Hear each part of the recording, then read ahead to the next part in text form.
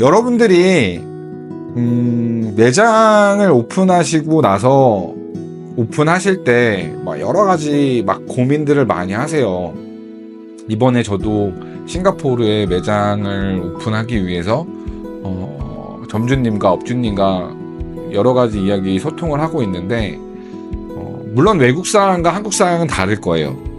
그래도 기본적인 원리는 같지 않을까, 저는 그런 생각을 해봅니다.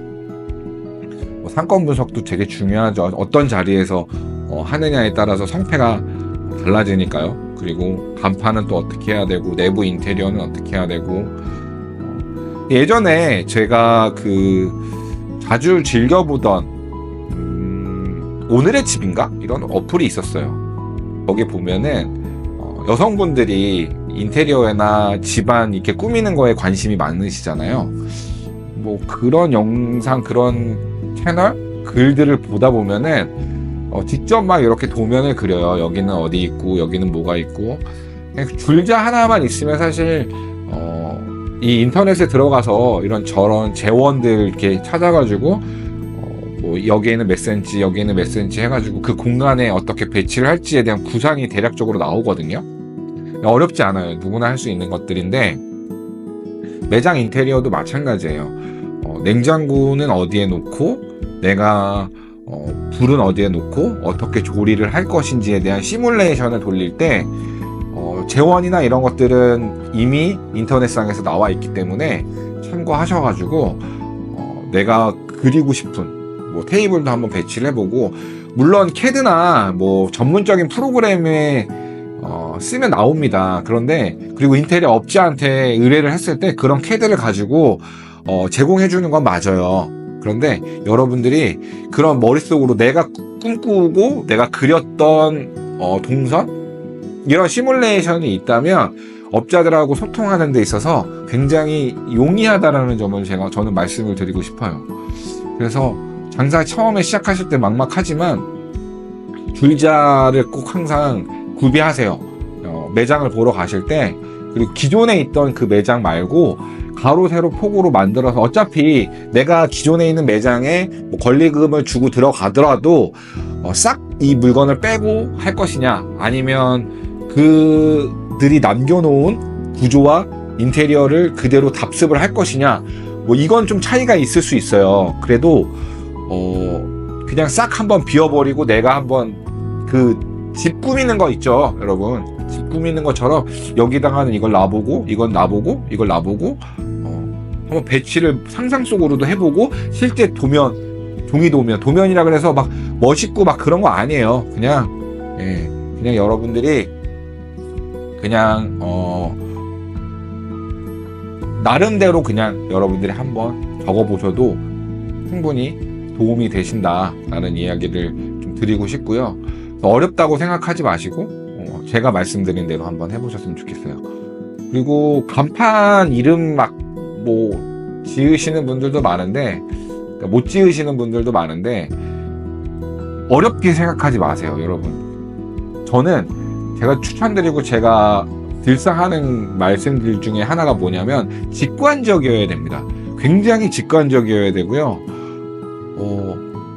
예를 들어서 여러분들이 돈가스 전문점을 해요. 그러면 돈가스 전문점이라고 그냥 이름 지으셔도 돼요. 물론 거기에 앞에 여러분들 이름이 뭐 현이다, 그럼 현인의 돈가스, 뭐 철이다, 그럼 철인의 돈가스, 김치찌개 집이면 철인의 김치찌개, 현인의 김치찌개, 이렇게 직관적으로 짓는 게 굉장히 좋거든요.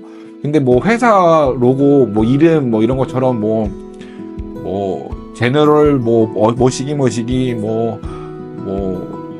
퍼스널 무슨 아무튼 영어 지금 떠오르는, 이게 누군가를 비하하기 위해서 제가 이런 말씀을 드리는 게 아니기 때문에 떠오르는 게 없는데, 직관적으로 지으셔라. 굉장히 그게 중요하다. 사람들이 그렇게 여러분들이 생각하는 것만큼 고차원적이지 않아요. 배가 고프면 간판을 보고 들어가거든요. 그러면 내가 김치찌개집이다 그러면 김치찌개를 파는구나 라고 생각하고 그 메뉴를 먹으러 들어갑니다. 물론 여러 가지 제가 이후에도 장사 관련돼 있는 이야기들을 컨텐츠를 찍을 때 이 말씀을 드리겠지만 어쨌든 간에 간판 지을 때도 직관적으로 여러분들 지으시는 게 가장 중요하고요. 전문점의 느낌을 가지고 가시는 게 성공의 성패를 가른다라는 이야기를 좀 드리고 싶어요. 전문점이라고 해서 딱 그 단일 메뉴만 파는 것도 아니에요. 사실 그 사이드 메뉴도 있는데 그렇습니다. 창업할 때 준비 기간은 얼마나 있으면 좋겠냐? 준비 기간은요, 사실 오래되면 오래될수록 좋다라고 말씀을 드릴 수도 있고요. 짧으면 짧을수록 좋다고도 말씀드릴 수 있어요. 이게 정답은 없다라는 얘기죠. 예, 정답은 없습니다. 그래도 말씀을 드리자면 적어도 저는 6에서 1년? 아주 짧게는 3에서 6개월 정도는 준비를 하셔라 라고 말씀을 드리고 싶어요.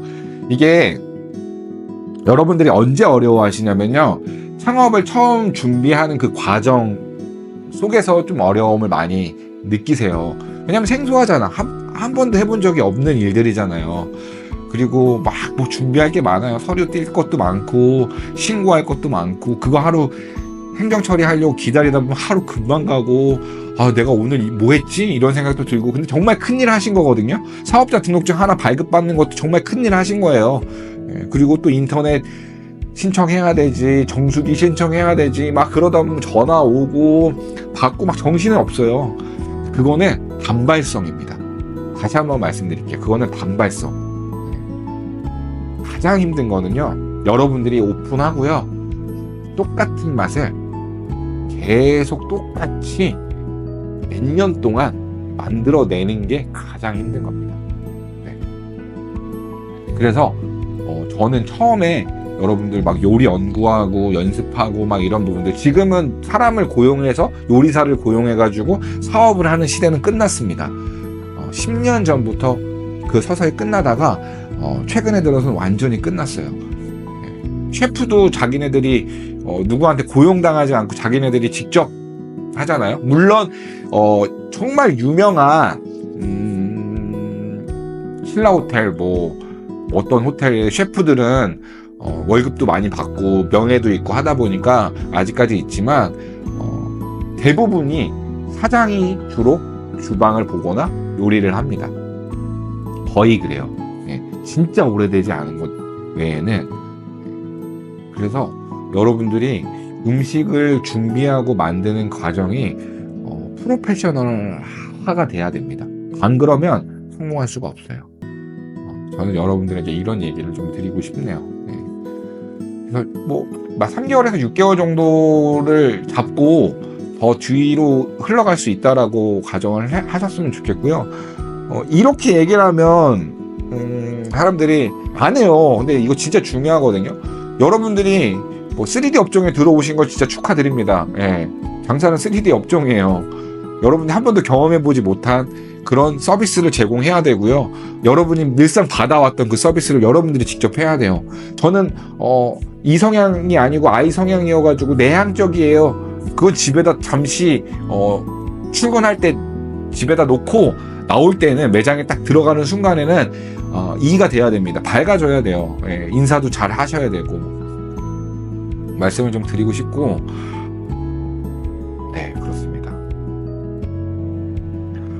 그래서 준비하는 기간이랑 또 여러분들이 제일 좋은 방법이 뭐냐면 여러분들이 식당 일을 해보는 거예요.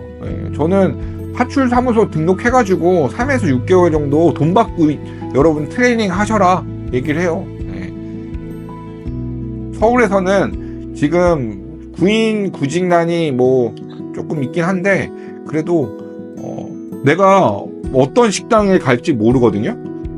그 식당에 가가지고 여기는 무슨 메뉴를 팔고 있고 한 달씩만 진짜 꾸준히 뭐 다니다 보면, 여러분들은 목적이 있잖아요. 목적이 있으니까 뭘 할 수 있습니까? 메모도 할 수 있고 생각도 할 수 있고, 그러다 보면 이 매장이 왜 성공을 하는지 왜 실패하는지에 대한 객관적인 분석이 되지 않을까요? 그래서 저는 얘기를 하는데 안 하더라고. 성공하고 싶다면 해야 돼요.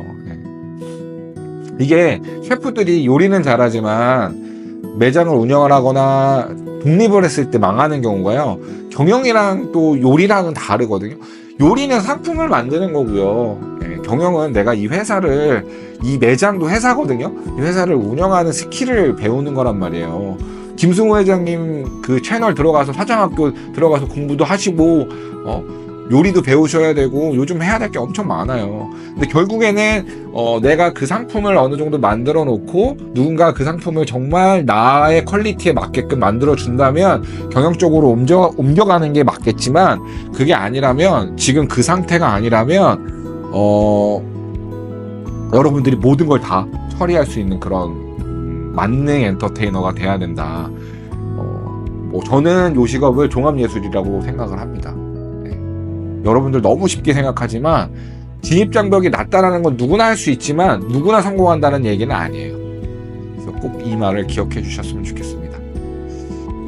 자, 오늘 여러분들에게 장사 관련 얘기를 두서없이 이야기를 했는데 뭐 간판 이야기도 했었고, 그 다음에 인테리어, 그 다음 매장 고르는 거 뭐 간략하게 얘기를 했는데, 사실 진짜 제가 늘상 가이드 해드리고 컨설팅 해드리는 사람들에게 이야기하는 모든 것들을 이야기를 했어요. 저도 사실 실패했거든요. 빚이 6억 원이나 있었습니다.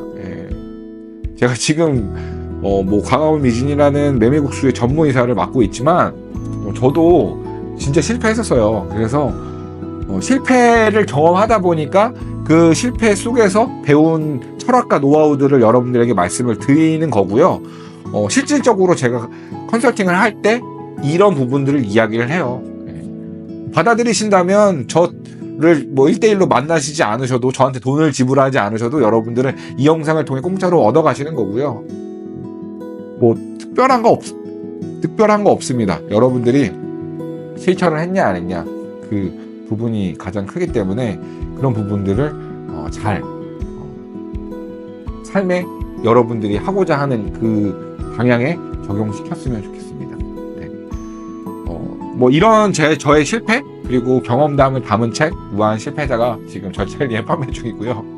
네, 궁금하신 분들은 네이버에 혹은 예스24에 우아한 실패자를 한번 검색해 보시기 바랍니다. 고정 댓글에 뭐 여러분들 필요하신 그런 궁금하시다면 고정 댓글을 통해서도 한번 참고해 보시기를 바랍니다. 네, 지금까지 여러분 시청해 주셔서 대단히 감사합니다. 저는 장사 천지의 습관 우아한 실패자의 저자 구재윤이었습니다. 감사합니다.